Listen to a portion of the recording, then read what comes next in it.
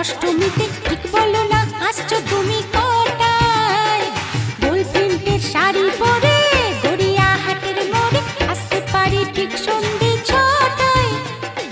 এলাম যে কথা নিতে পুজোর অষ্টমীতে ঠিক বলো না আসছো তুমি